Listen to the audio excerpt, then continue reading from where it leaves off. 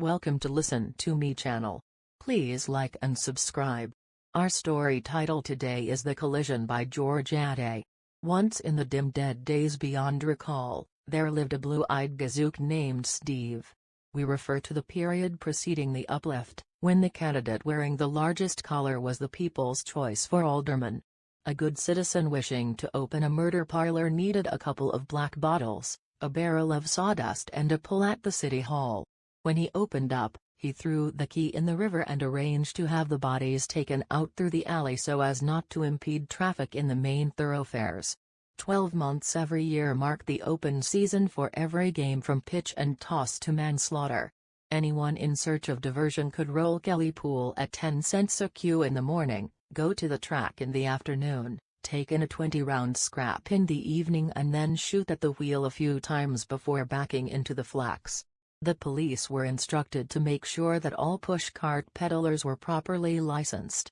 Steve roamed the wide-open town and spread his bets both ways from the jack.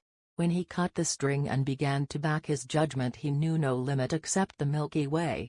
Any time he rolled them, you could hear considerable rumble. All the bookies, barkeeps, bruisers, and the boys sitting on the moonlight travelers knew him by his first name and had him tagged as a producer and a hell of a nice fellow. Steve heard vague rumors that certain stiffs who hurried home before midnight and wore white mufflers were trying to put the town on the fritz and can all the live ones, but he did not dream that a mug who went around in galoshes and drank root beer could put anything across with the main swivel over at the hall. Oh, the rude awakening. One day he was in a pool room working on the form sheet with about 150 other students and getting ready to back Sazerac off the boards in the third at Gutenberg, when some blue wagons backed up and Steve told the desk sergeant, a few minutes later, that his name was Andrew Jackson. Next day he had a wire from a trainer, but when he went to the old familiar joint, the plainclothesmen gave him the sign to beat it and he turned away, throbbing with indignation. The downtown books were being raided but the Angoras kept on galloping at the track, so he rode out on the train every day in order to preserve his rights as a free-born American. One day just as he was peeling from his roll in front of the Kentucky Club, in order to grab Gertie glue at 8 to 5, lightning struck the paddock and laid out the entire works. When the touts and the sheet riders and the sure thingers came to and began to ask questions, it was discovered that the Yap legislature had killed the racing game and ordered all the regulars to go to work. Steve went back to town in a dazed condition to hunt up the gang and find out what could be done to put out the fire. When he arrived at the hangout, there was a flag at half-mast. The roost had been nailed up for keeping open after 11 o'clock. A few evenings after that he sauntered up to a large frame building to look at a couple of boys who had promised to make 135 ringside. A cannon was planted at the main chute and the street was filled with department store employees disguised as soldiers. Nothing doing. The governor had called out the militia in order to prevent a blot being put upon the fair name of the Commonwealth. With the selling platers turned out to pasture, the brace box and the pinch wheel lying in the basement at Central Station, the pugs going back to the foundry and all the street lamps being taken in at midnight, no wonder Steve was hard pushed to find innocent amusement.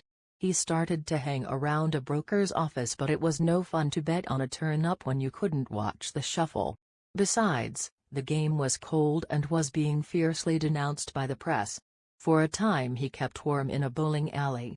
Drive a man into a corner and goad him to desperation and he will go so far as to bowl, provided that he lives in a German neighborhood. One evening he went down to see the Walhallas go against the Schwabens, but the place was dark. The authorities had interfered. It seemed that the manufacture of bowling balls involved the destruction of the hardwood forests, while the game itself overtaxed certain important muscles, ending with Alice, at the same time encouraging profanity and the use of 5-cent cigars. Steve had one standby left to him. He could prop himself up on the bleachers with a bag of lubricated popcorn between his knees and hurl insulting remarks at Hannes Wagner, Joe Tinker, and Ty Cobb. When he crawled up in the 50-cent seats he found the same old bunch that used to answer roll call at the pool room, the Sharky Club, and the betting ring. The law had made them decent citizens, but it hadn't made them any easier to look at. Steve longed for the ponies and the good old prelims between the trial horses, with blood dripping from the ropes, but when he picked up the pink sporting page in the morning, all he could find was that the Sacred Heart Academy has wrested the basketball trophy away from the West Division High School. Baseball is only near sport to one who has wanged the wiseikes that mark up the odds. Steve went to it because there was nothing else on the cards. One day he found every entrance to the park guarded by a blue burly and the crowds being turned away. The health department had put in a knock on the game, on the ground that the ball, after being handled by various players and passed from one to the other, carried with it dangerous microbes. The officials insisted that, after every play, the ball should be treated with an antiseptic or else that each player should have an individual ball and allow no one else to touch it. The Society for the Protection of the Young had put up a howl because the game diverted the attention of urchins from their work in the public schools and tended to encourage mendacity among office boys. The concatenated order of highbrows had represented to the proper authorities that, as a result of widespread interest in the demoralizing pastime, ordinary conversation on the tail end of a trolley car was becoming unintelligible to university graduates, and the reports in the daily press had passed beyond the ken of a mere student of the English language. The medical society certified that 8 out of 10 men had shattered their nervous systems, split their vocal cords and developed moral astigmatism, all because of the paroxysms resulting from partisan fervor. Either build an asylum in every block or else liberate the present inmates of all the nut colleges. It was not fair to keep the quiet ones locked up while the raving bugs were admitted to the grandstand every afternoon. Under the circumstances, a purely paternal administration could do only one thing. It put baseball out of business. On the very next afternoon the unquenchable demand for sport asserted itself.